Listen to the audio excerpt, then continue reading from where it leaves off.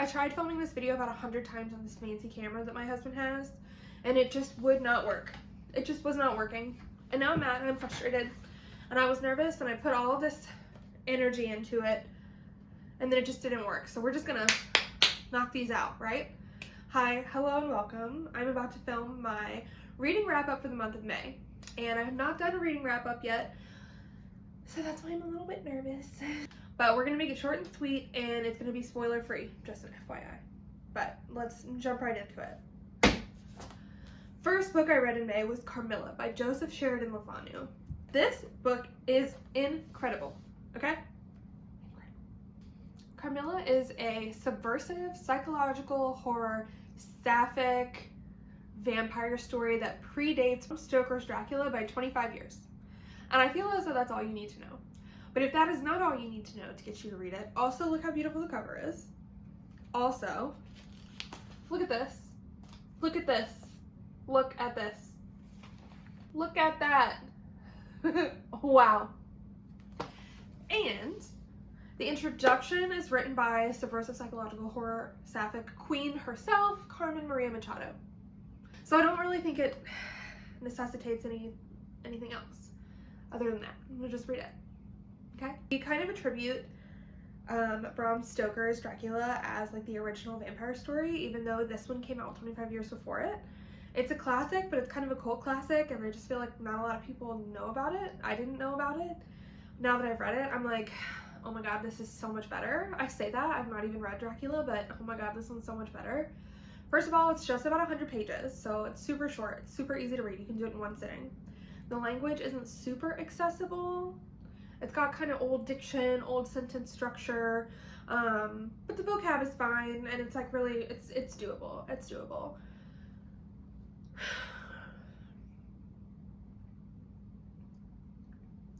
The story follows a young girl who lives at a castle with her dad, and one day Carmilla, vampire, shows up and begins feeding on her while she is unaware of this.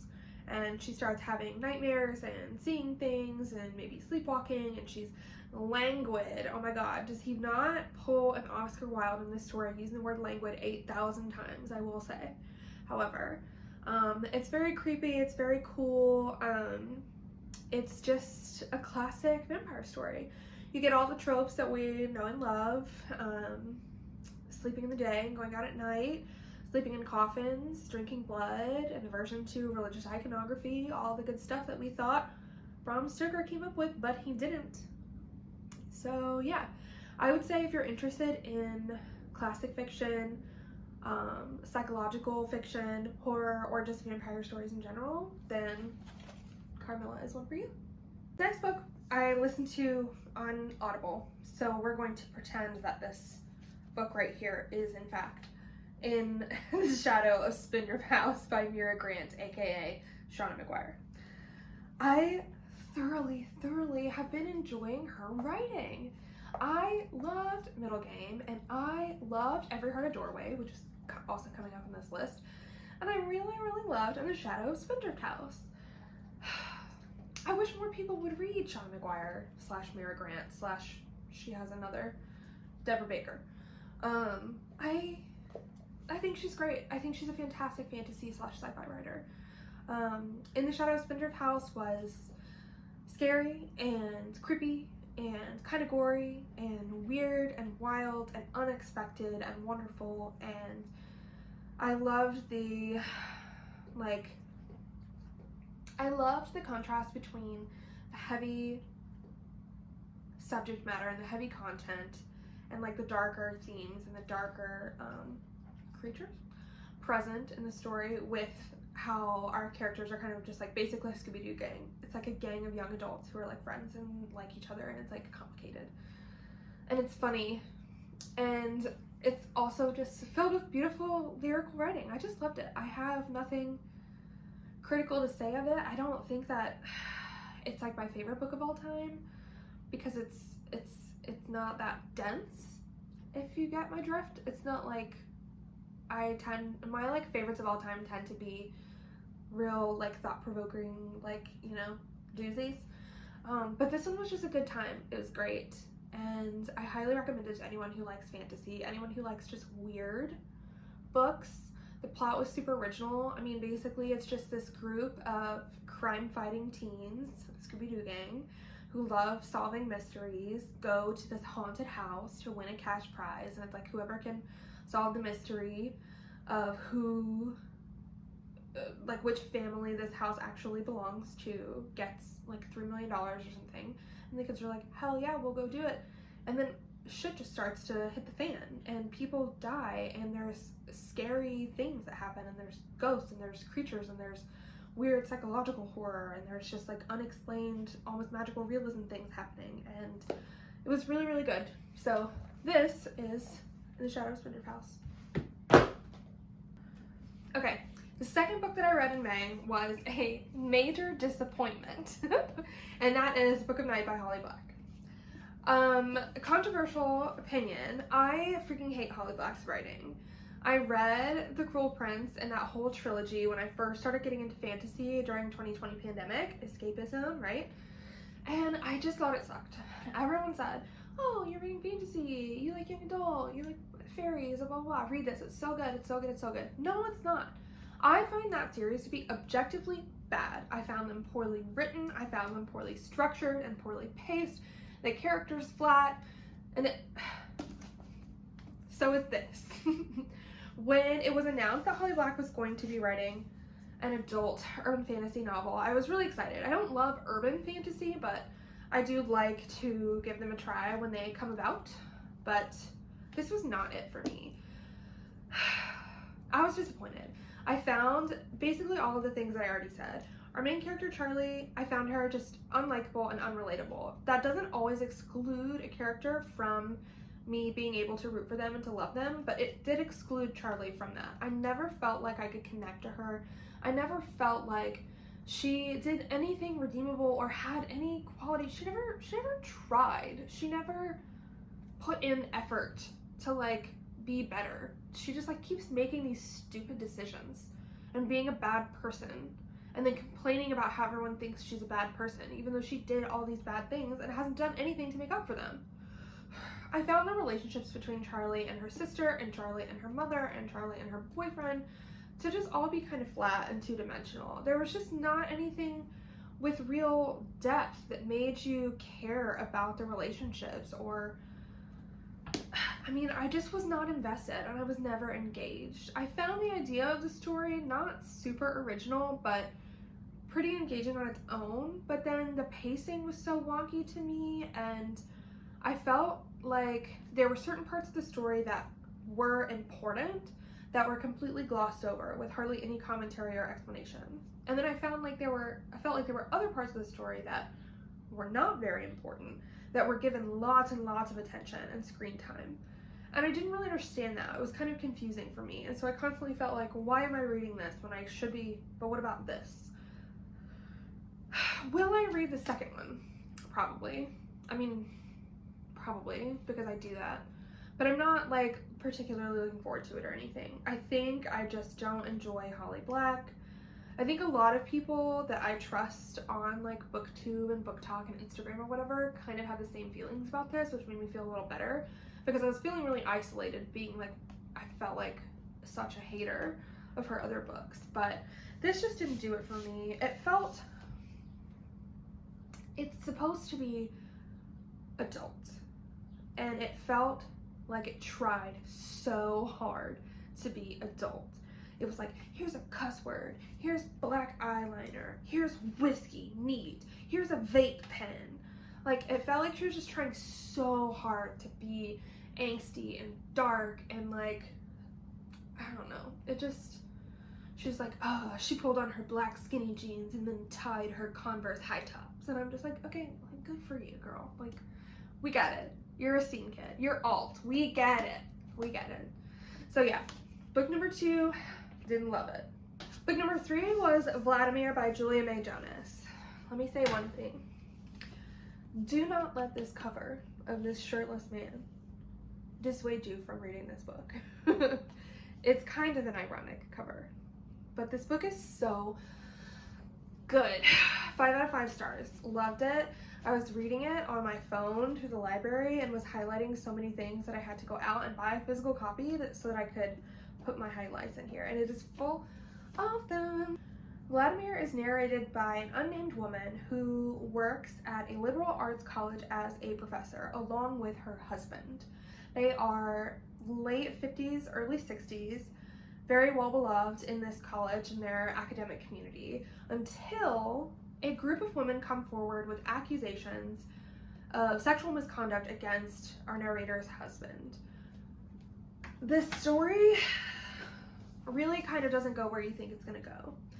And I don't want to say anything that's going to get me yelled at or canceled or whatever.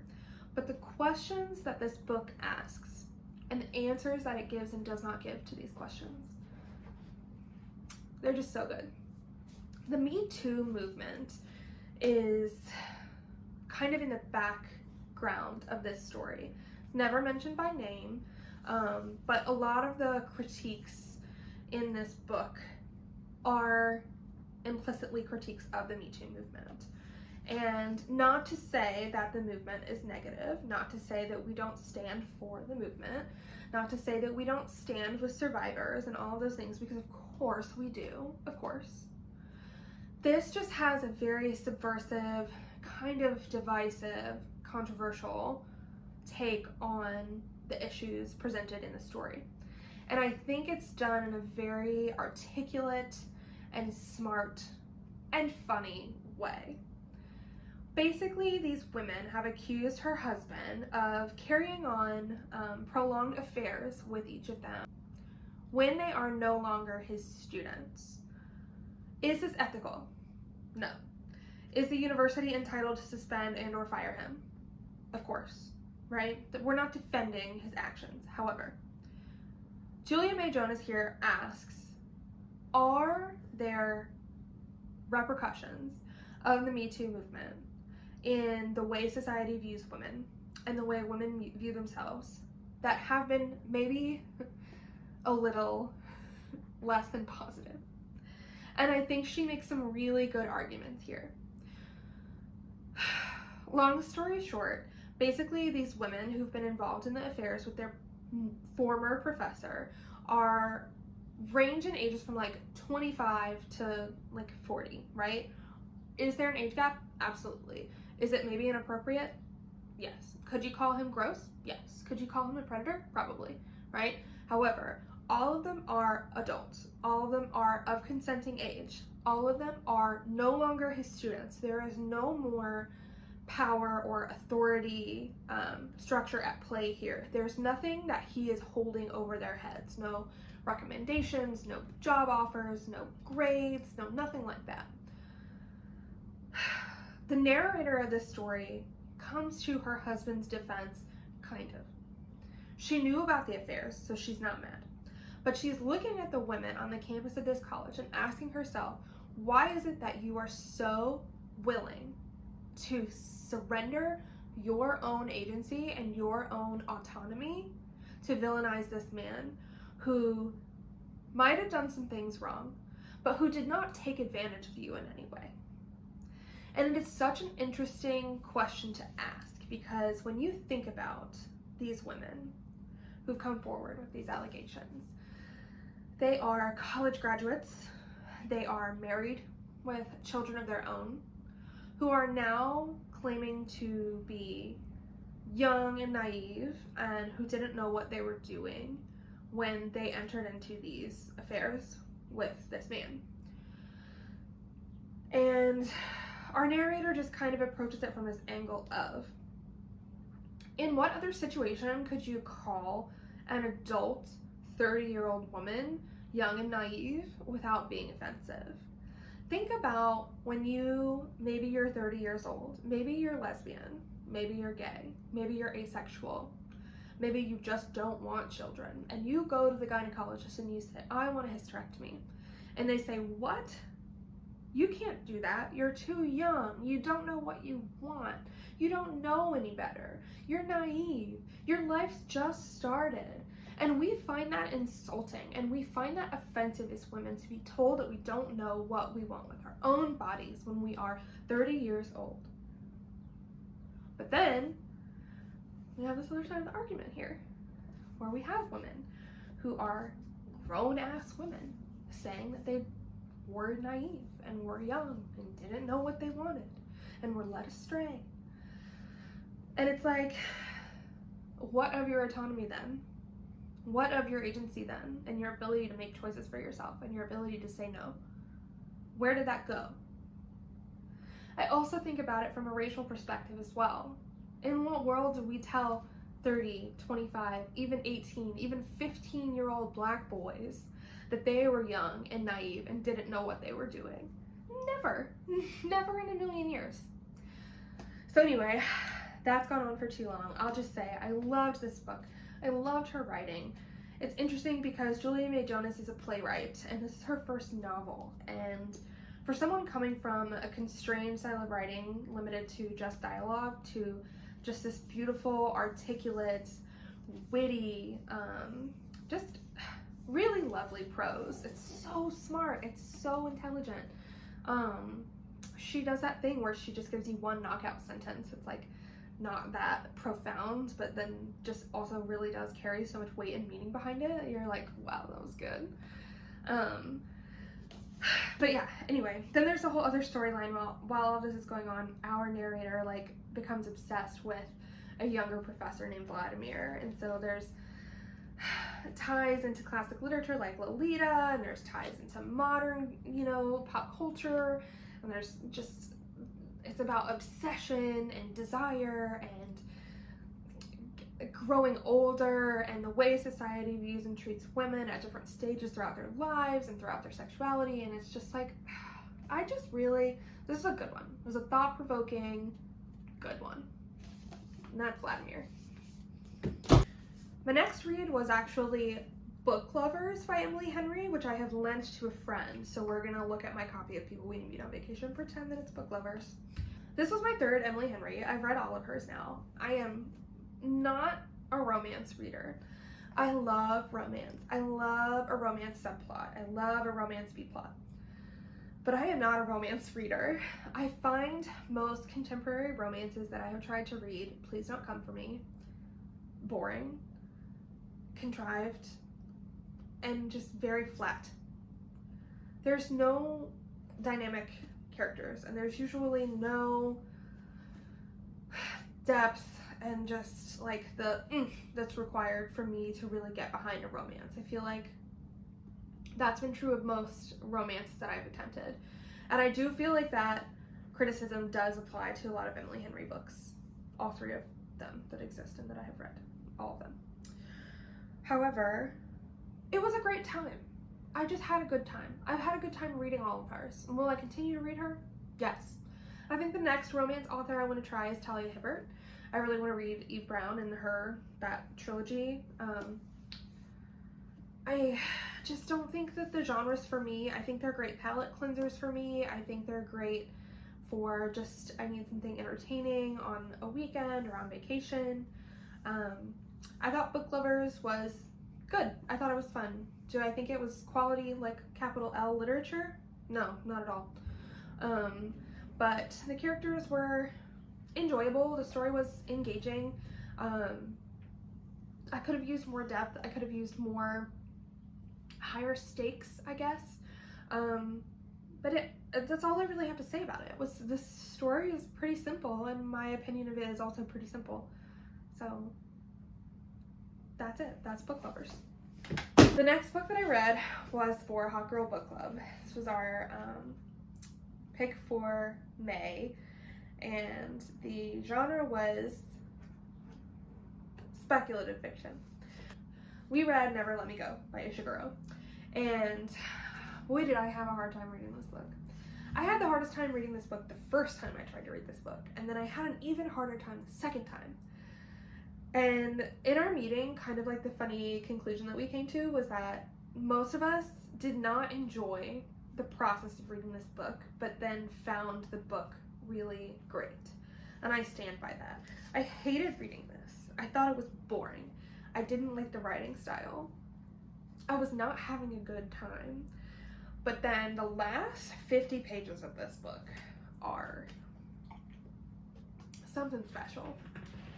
The way that Ishiguro just ties everything together and gives all of these things that you thought for 150 pages were meaningless so much meaning is honestly outstanding.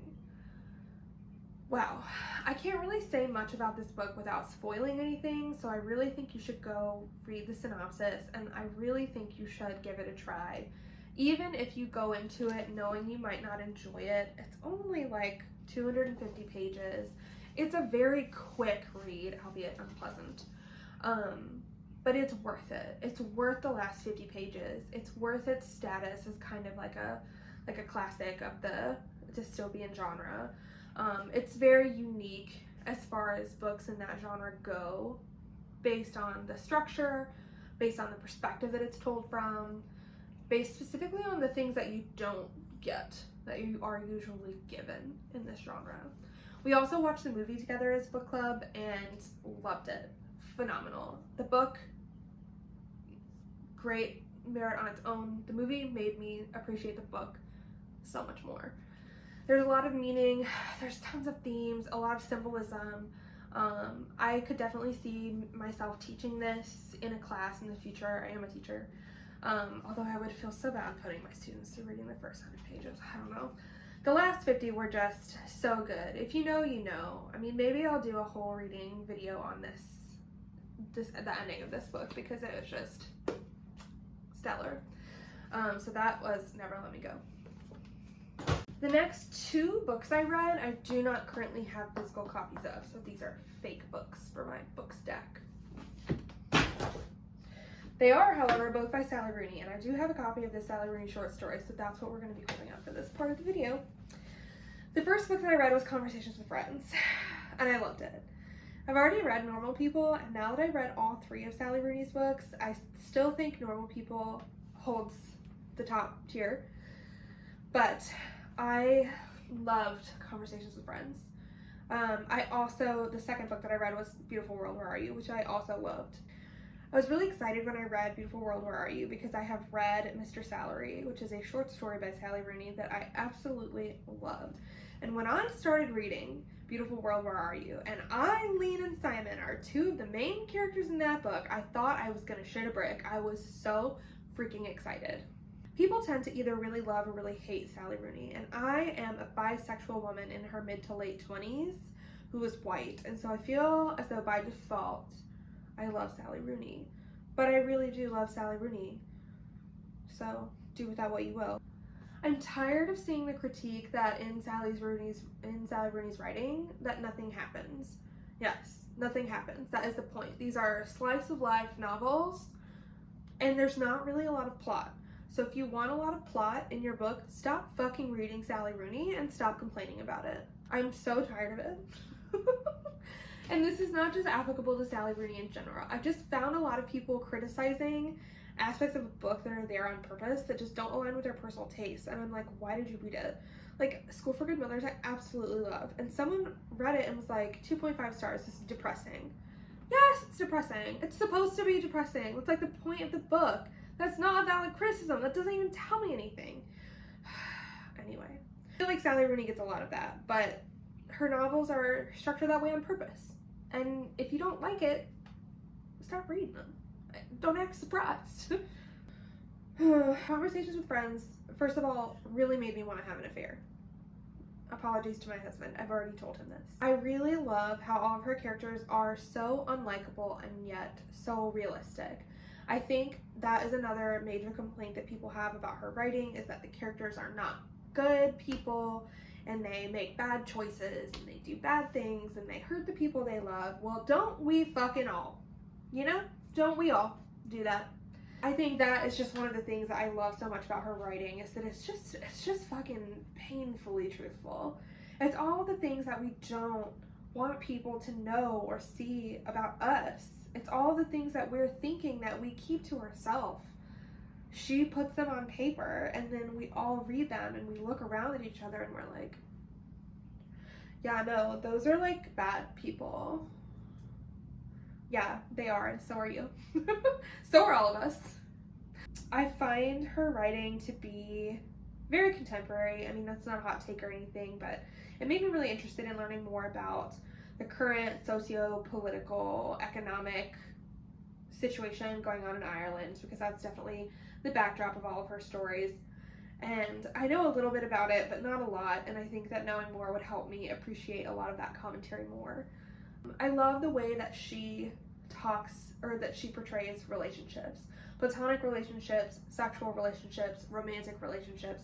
I think it's just very accurate. I think it's very true to maybe not what our relationships look like, but what they feel like, if that makes sense.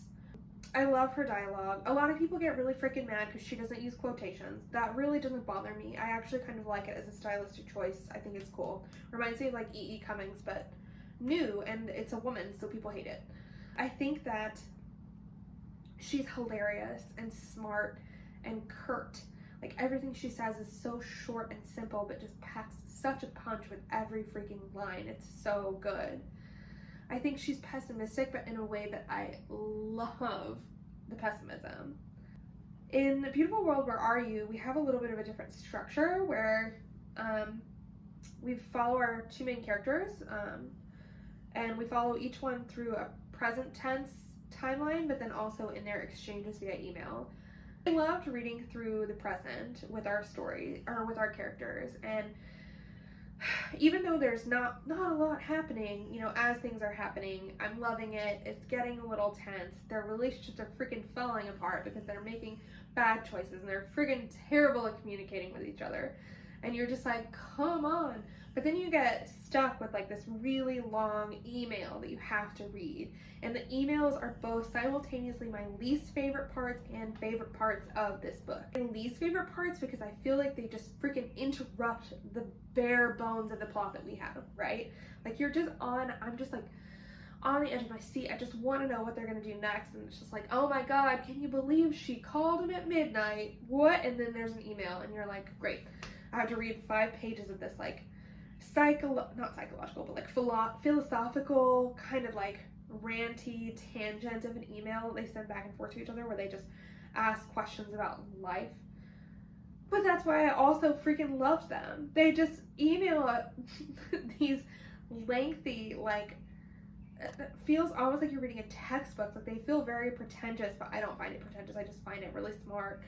Like, you know, the same kind of emails I feel like I would be emailing my friends, you know, where you're just like, what's the point of life? And what does this mean? And this very specific thing that this person did, what do you think this tells us about who they are as a person? And am I allowed to even form opinions about who they are as a person? Who am I as a person?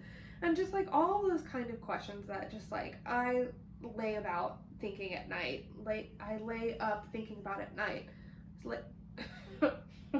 I love Sally Rooney's writing. I would die for her. I can't wait to see what she keeps coming out with.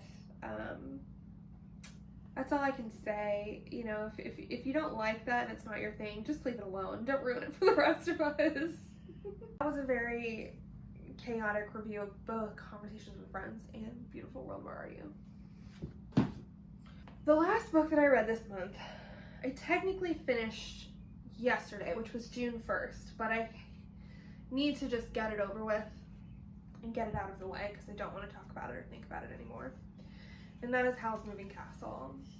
And I am so sorry, but I did not have a good time. I was inspired to read this by several people on Booktube and BookTok who read fantasy and sci-fi, and usually I have a lot of books in common with as our favorites. I don't know what I was thinking. First of all, I just completely misunderstood that this is a middle grade book. I thought it was an adult book. I've seen the movie. I love the movie. It's beautiful. I still expected adult writing, and it is not that. It's middle grade. I freaking hate middle grade. So we're off to a bad start already. I was also inspired to read this because I did a recommendations post on my Instagram, and people were asking me for recommendations that were magical and cozy and heartwarming and soft, and I don't read those kind of books. So I said, let me read one of those kinds of books, and I did, and I hated it. I just thought it was weird, and not in a good weird way. It was, again, kind of totally different vibes as Library at Mount Char, but same thing where I just felt whiplash while I was reading this. Nothing made any sense. Nothing was logical. But I hear you already. I hear you going, Emily, but that's the point. Emily, but it's like supposed to be quirky. Yeah, but there's a way to do that that's still like, that still flows and that's still good. And this, I just didn't feel like that was it. I felt like maybe I'm just too dumb for this middle grade book, whereas Sally Rooney's writing is like for smart people, and I feel like I actually was smart enough to understand it. This one is supposed to be for children, and I felt too dumb to read it because I was just all over the place, and I was like, what just happened? Or I would like be reading and then I'd be like, hold on, and I'd have to flip back and be like, where did that even come from? What the fuck was that even talking about? And usually the answer was, who knows? Who knows? Just pick, what do you think the answer is? And if you think that's the answer, then that's correct. That's the vibe I got from this book. And I hated it. And it was happy, kind of. I don't know. I also just like really thought that Hal was like a bad person. And everyone like loves him and kind of romanticizes this like young adult romance between Hal and Sophie. But like Hal's not nice. And he has no character growth. And even though he like doesn't have his heart and then he like gets his heart back, he still just like does a bunch of shitty stuff through the entire book, and Sophie like never holds him accountable to it. Yeah, she's like, Howl, how come you love to make these women fall in love with you and then just abandon them? Like, why do you keep doing that over and over again? And then he just like evades her questions, and she's like, okay. And then she falls in love with him, and I'm just like, what? I don't understand. He's like not a good guy. Like, he's not nice. He's not been nice to you one time in these 400 pages. Sophie, you can do so much better, Sophie. So that was Howl's Moving Castle. I'm over it. We're moving on from that one. We are Howl's Moving Castle, moving away from that book, and I never want to think about it ever again. Last thing I wanted to say for my May wrap up was that I'm in the middle of like a million books right now. In May, I read the first 150 pages of the 5th season. I read the first 50 pages of Shuggy Bang. I read the first 100 pages of Seasonal Fears. I read the first 42 pages of Alone with You in the Ether. What else am I in the middle of? I feel like there's a million books that I'm just like, why do I keep starting these books and not finishing them? I don't know. But I'm putting that out here so that maybe in June I will finish those books that I have started. But we shall see. Thank you for coming along with me on the journey that was this video. It's the first one I've done, so feel free to let me know what you thought, what you would like to see more of, and what you would like to see done differently, but please be nice or I will definitely have my feelings hurt. So that's all I have for you today. Thank you. Bye-bye.